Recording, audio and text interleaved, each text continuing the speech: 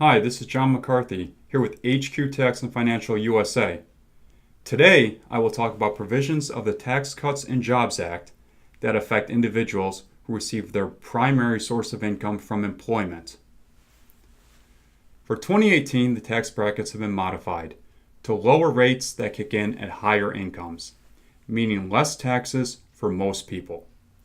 For example, as shown by this calculation, adding the tax due from income in each bracket, a single individual with $100,000 of taxable income would pay $2,691 less tax in 2018.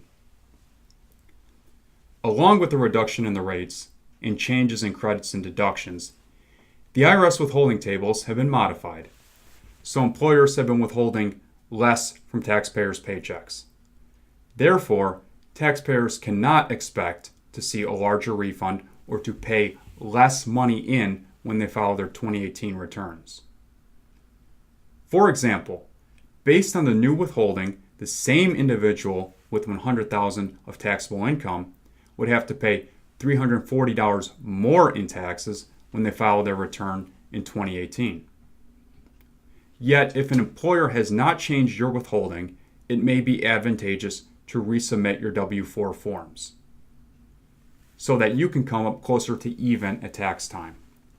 To avoid penalties, at least 90% of the tax due for the current year or 100% of the tax shown on the return for the prior year, whichever is smaller, must be paid in throughout the year. The Tax Cut and Jobs Act has done away with personal exemptions, but it has doubled the standard deduction. The standard deduction has been increased from $12,000 for single filers up from $6,350. For joint filers, it is $24,000 up from $12,700. And for head of household, it is $18,000 up from $9,350. Under the TCJA, the child tax credit has been increased from $1,000 to $2,000 for it, and a new family tax credit of $500 has been introduced. These credits don't phase out until AGI exceeds $400,000 for married and $200,000 for all other filers. This is up from $110,000 and $75,000 in 2017.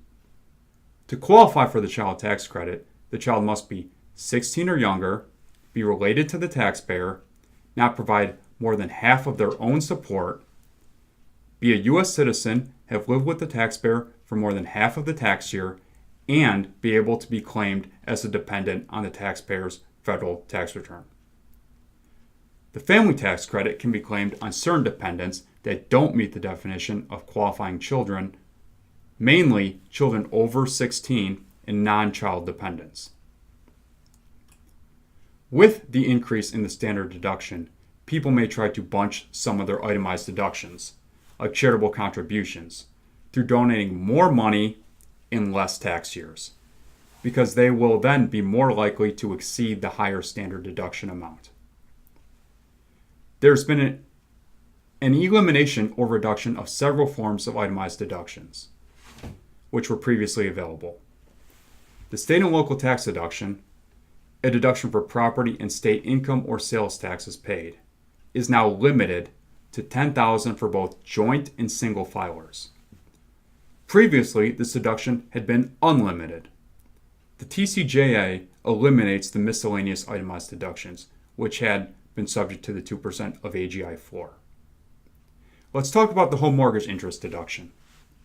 It is now limited to $750,000 in mortgage debt, down from $1 million previously.